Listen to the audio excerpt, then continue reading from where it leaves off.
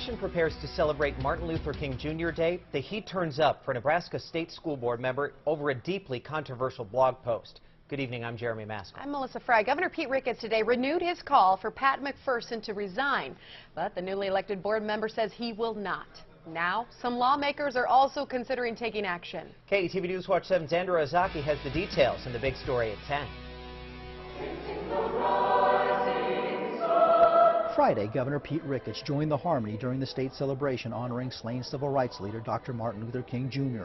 Afterwards, he responded to embattled Board of Education member Pat McPherson's apparent refusal to step down. I'd like him to reconsider because we need to make sure we're doing the best job we can for our kids here in the state, and there is no room for these kind of comments. It does not represent who we are as Nebraskans.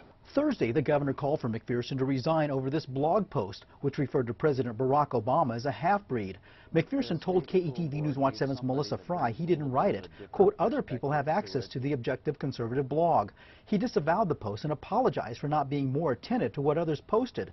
He has since taken down the blog completely. In a statement to the Omaha World Herald, McPherson says he will not resign because it would be a tacit admission he's a racist, which he says he is not. Meanwhile, there could be added pressure coming from state senators. I know there is a censure motion that's being drafted. What ultimately becomes of that, I don't know at this point. Legislative censure has no legal force, but senators can vote for it to officially condemn or criticize an action. Part of taking the responsibility is taking the blame, and if he's not going to say who did it, I think he needs to resign.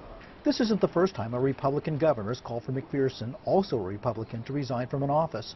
In 2003, Governor Mike Johanns got McPherson to step down as Douglas County Election Commissioner after an incident in an Omaha Red Robin restaurant.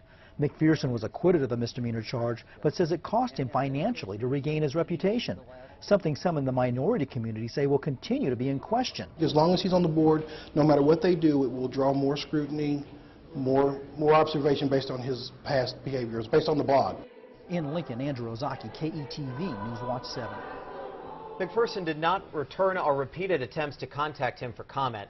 The next scheduled State Board of Education meeting is January 28th, in Lincoln.